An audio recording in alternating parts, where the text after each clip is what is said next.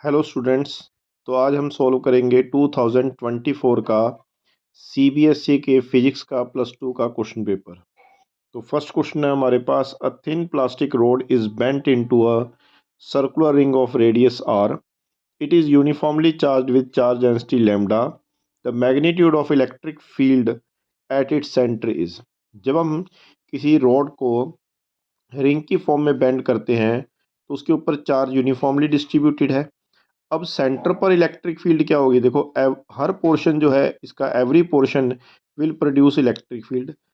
अगर हम दो ओपोजिट पोर्शन लेते हैं तो they will produce electric field in which is equal in magnitude and opposite in direction, जो कि एक दूसरे को कैंसिल करेगी।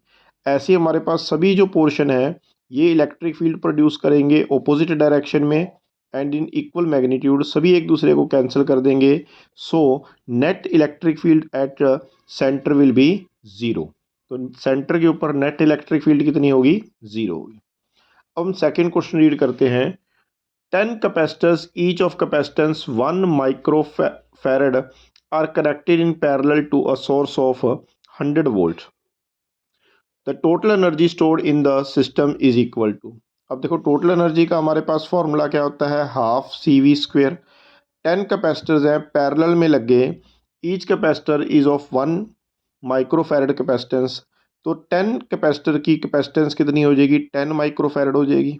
और हमने कितनी वोल्ट के साथ लगा दिए इसको, 100 वोल्ट के साथ लगा दिया। तो हमारे पास ये बन गया, सी की वैल्यू आ गई 10⁻⁻⁵ फैरड। और हमारे पास एनर्जी का फॉर्मूला क्या होता है, energy is equal to, energy stored का फॉर्मूला होता है हाफ सी वी स्क्वेयर। तो ये क्या बन गया, हाफ सी की वैल्यू कितनी है, कितनी बन गई हमारे पास 10⁻⁻⁵, और वी का स्क्वेयर क्या बन गया 100 इंटू 100। तो ये बन गया 10⁻+4, ये -5 है तो 1/2 इंटू 10⁻⁻1 रह गया, यानी 0.5 इंटू 10 क्या आ गया हमारे पास, 0.5 into 10⁻⁻1। It is equal to 5 into 10⁻⁻2। तो हमारा ऑप्शन कौन सा सही हो गया, डी ऑप्शन सही है। तो हमारा ऑप्शन कौन सा सही है इसमें, डी ऑप्शन सही है। Now next third question, consider the circuit shown in figure, the potential difference between point A and B is। अब देखो इस डायग्राम में अगर हम देखें तो ये दोनों बैटरी जो हैं 12 वोल्ट और 6 वोल्ट लगी हैं, इनके पॉजिटिव टर्मिनल आपस में कनेक्टेड हैं, तो ये दोनों एक दूसरे को अपोज करेंगी, इसलिए नेट वोल्टेज क्या होगी हमारे पास, net voltage will be 12 volt. अगर हम करंट आई फ्लो कर रहा है इसके अंदर, इस सर्किट में करंट आई फ्लो कर रहा है, तो हमारे पास नेट रेजिस्टेंस क्या बन गई, 1 + 0.5 इज इक्वल टू 1.5 वोल्ट। तो हमारे पास नेट करंट किसके इक्वल आएगा, V/R। तो V की वैल्यू 6 है, R की वैल्यू 1.5 है, तो नेट करंट कितना फ्लो कर रहा है इस सर्किट में, 4 एम्पियर करंट फ्लो कर रहा है। अब 4 एम्पियर करंट फ्लो करेगा जब इस रेजिस्टेंस में से, तो कितनी वोल्टेज ड्रॉप करेगा, 4 × 1 = 6 वोल्ट, 4 × 1 = 4 वोल्ट ड्रॉप करेगा। ये 4 वोल्ट यहाँ ड्रॉप कर रहा है, ये 12 वोल्ट है, तो इसलिए नेट वैल्यू कितनी रह जाएगी हमारे पास, net potential between A and B कितना आ जाएगा, 8 वोल्ट आ जाएगा। बी आंसर इसका करेक्ट है। Next is fourth question, a loop carrying a current I clockwise is placed in xy plane in a uniform magnetic field directed along z axis. The tendency of the loop will be to, a option is move along x axis, move along y axis, shrink और expand। देखो जब हम एक current carrying loop को रखते हैं x Y plane के अंदर, this is X, this is Y, X Y plane के अंदर रखते हैं और करंट किस डायरेक्शन में जा रहा है, क्लॉकवाइज जा रहा है, तो हम राइट हैंड थंब रूल लगाएंगे। तो राइट हैंड थंब रूल अगर हम लगाएंगे तो राइट हैंड थंब रूल के अकॉर्डिंग डायरेक्शन क्या आ जाएगी, डाउनवर्ड डायरेक्शन आ जाएगी। जो मैग्नेटिक डाइपोल मोमेंट की डायरेक्शन है इसकी वजह से वो डाउनवर्ड आ जाएगी। हमने जो एक्सटर्नल मैग्नेटिक फील्ड लगाई है, मैग्नेटिक डाइपोल मोमेंट इसकी वजह से डाउनवर्ड डायरेक्शन में, और जो हमने एक्सटर्नल मैग्नेटिक फील्ड लगाई है वो क्या है, अपवर्ड डायरेक्शन में है, पॉजिटिव जेड एक्सिस में है। तो ये दोनों एक दूसरे को अपोज करेंगी, इसलिए इसका आंसर क्या आ जाएगा, सी। जो हमारे पास रिंग है इट विल श्रिंक, वो श्रिंक करेगी। Next is a 10 centimetre long wire lies along y axis, it carries a current of 1 ampere in positive y direction.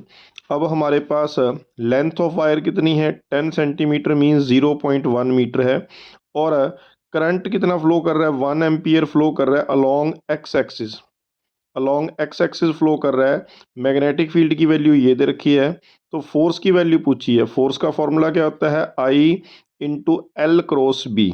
ये क्रॉस प्रोडक्ट है हमारे पास, तो ये क्या बन जाएगा, आई की वैल्यू कितनी है 1, एल की वैल्यू 0.1 है, ये बन गया आई कैप, क्रॉस बी कैप की वैल्यू कितनी है 5 मिली टेस्ला जे -8 मिली टेस्ला के।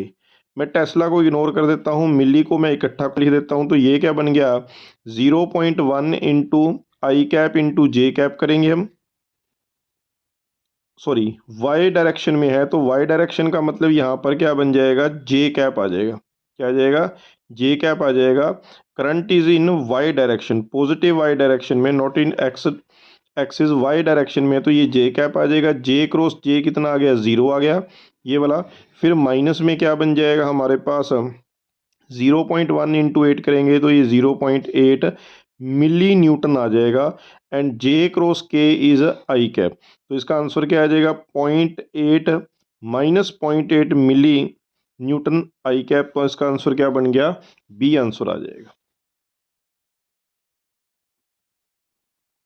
तो नेक्स्ट क्वेश्चन है हमारे पास, a galvanometer of resistance G ohm is converted into an ammeter of range 0 to I ampere if the current through the galvanometer is 0.1% of I, the resistance of the ammeter is। ये अलग अलग option दे रखी हैं हमें। यहाँ पर देखो हमारे पास, इसको हम देखेंगे तो ये क्या बन गया, शंट जो होती है वो हमेशा पैरेलल में लगती है। Let total current I flow कर रहा है, गैल्वेनोमीटर में से करंट कितना फ्लो करेगा, आई जी करंट फ्लो करेगा। तो बाकी बचा हुआ करंट आई माइनस आई जी किस में से फ्लो करेगा, हमारे पास शंट में से फ्लो करेगा। तो हमारे पास हमें दे रखा है कि 0.1% ऑफ गैल्वेनोमीटर में से 0.1% करंट फ्लो करता है। तो गैल्वेनोमीटर में से कितना करंट फ्लो कर रहा है, 0.1% ऑफ आई, यानी आई डिवाइडेड बाय पॉइंट हटा देंगे तो ये क्या बन गया 1000 बन गया। आई डिवाइडेड बाय क्या आ गया 1000 आ गया। हमारे पास ये दोनों वोल्ट पैरेलल में है तो इनकी वोल्टेज आपस में सेम होंगी। तो I minus I G into S is equal to I G into क्या आ गया, जी आ गया। तो यहाँ पर हम आई जी की वैल्यू पुट कर देंगे, आई बाय 1000, शंट की वैल्यू एस है। अब आई जी की वैल्यू कितनी है हमारे पास, 0.1% of I into ji.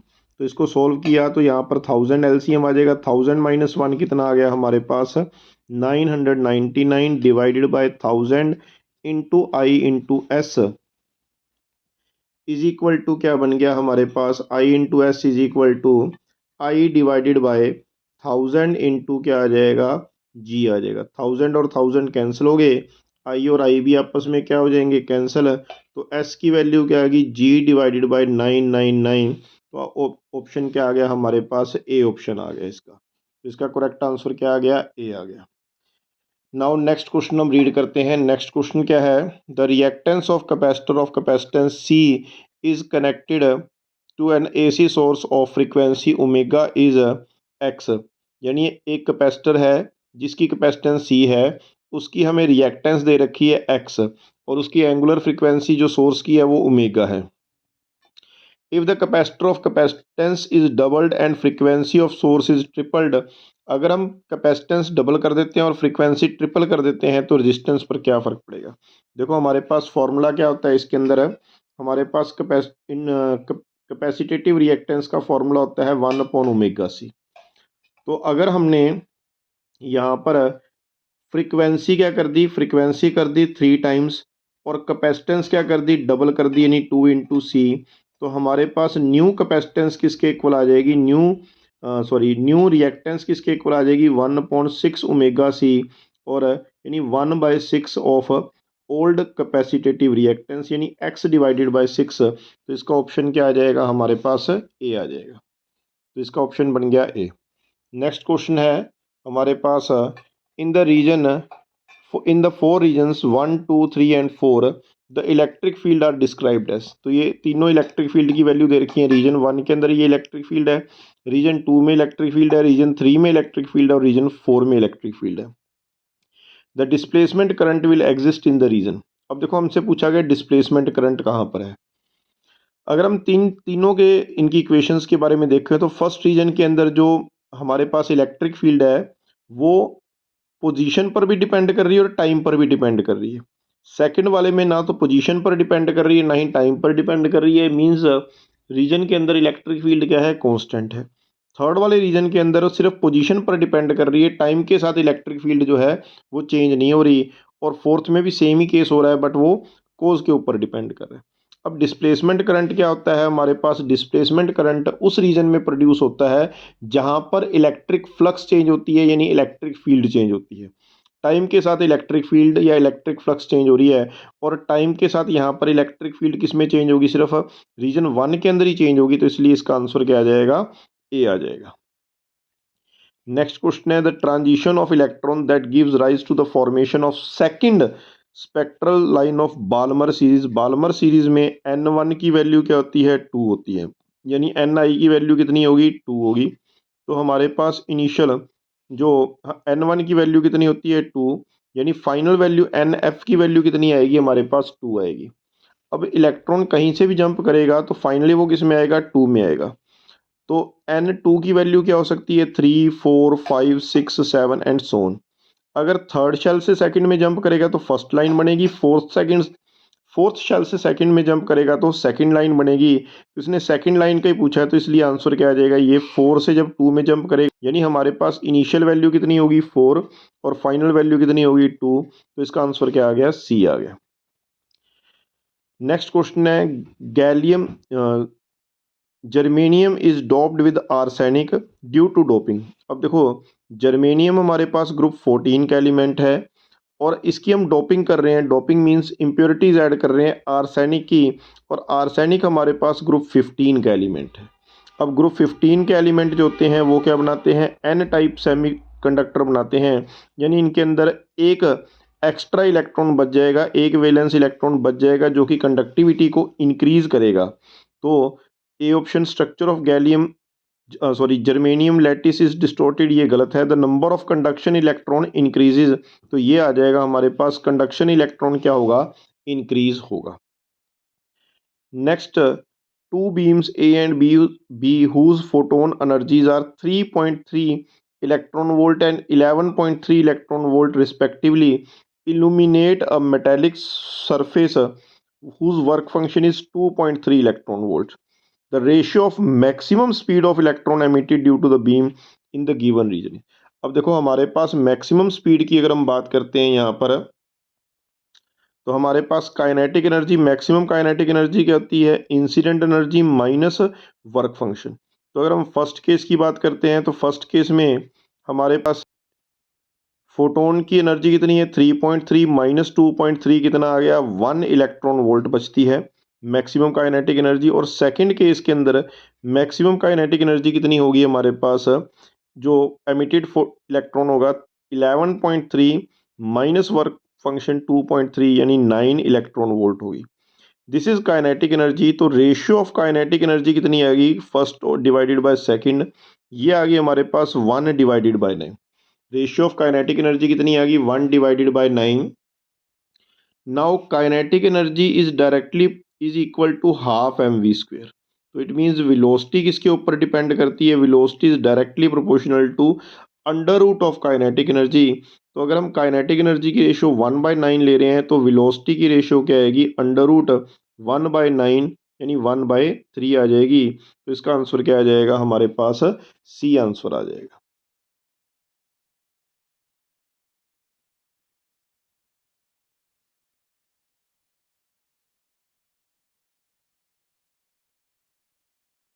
And हमारे पास 12th question MCQ, the wave associated with moving electron and moving proton have same wavelength lambda, it implies that they must have same momentum, angular momentum, speed और energy.